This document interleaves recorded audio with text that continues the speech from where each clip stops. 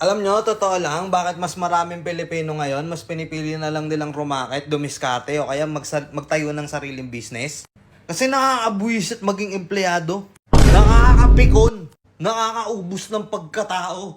Sipin mo ginastosan ka ng magulang mo mula preschool hanggang mag-college ka, tapos halos 100,000 na yung ginastos. Yung iba nga sa mga matataas na klase pa ng college pinasok Sa mga matataas na klase pa ng university. Di pa yon yung mga nagastos mo sa mga projects mo. Ang laki!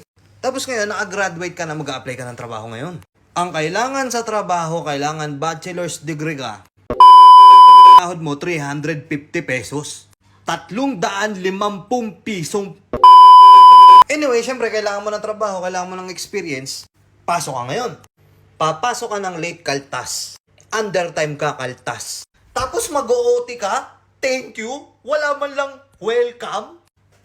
Dahil sa totoo lang magalit na akong sa magalit yung mga employer dyan, kung sino man tatamaan dyan. Huwag naman sana tayong masyadong demanding sa background ng mga mag-a-apply sa inyo, lalo na kung ipapasahod nyo lang din naman, magkano lang. Oo, nandun na tayo, yung ibang mga business dyan, hindi pa ganun kalaki kumita.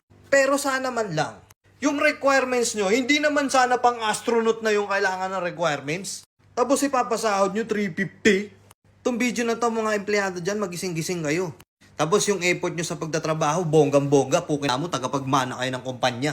Tandaan nyo, kapag kayo nagkasakit at hindi nyo na kaya magtrabaho, umalis kayo sa trabaho nyo, napakadali nyong palitan. Ganun lang yun. Ngayon magtataka ka, bakit kaya si kumare tsaka si kumpare? Bakit kaya yung kaibigan ko hindi na nagtrabaho? Yung iba nagla-live selling na lang, nagtitinda ng kung ano-ano sa Facebook. Okay pang maggano na lang Hawak mo oras mo. Ikaw gumagawa ng pera mo. Pag may emergency ka, hindi mo kailangan magmakaawa sa kung sino mang Poncio Pilatong manager dyan. Kung sino mang bisor dyan. Napahirapan pa bago ka payagan. Na humingi ng isang buong araw na pahinga. Galit pa sila sa'yo niyan. Tapos yung mga katrabaho mo. Alam mo yung sahod, 10,000 isang araw. Sobrang papansin. Galit sa'yo pag wala ka, tapos pag nandiyan ka, galit pa din. Para tuloy nangyayari dun sa trabaho, hindi na pagalingan Pasipsipan Okay, alam ko marami magagalit dito sa content ko na to. Pero gusto ko lang maunawaan nyo na sana yung effort nyo sa pagtatrabaho, inaayon nyo lang sa kung magkano yung sahod nyo. At saka yung ibang mga nagpapa-apply ng trabaho dyan, baka pwede naman bawas-bawasan nyo yung requirements. Sobrang taas ng hinihingi yung requirements, di bali sana kung dyan sa trabaho na yun, matutupad nila lahat ng mga pangarap nila sa buhay. Real talk, hindi naman. Pang-survive nga lang yan minsan nga kulang pa. Di ba? Yun lang. Peace out.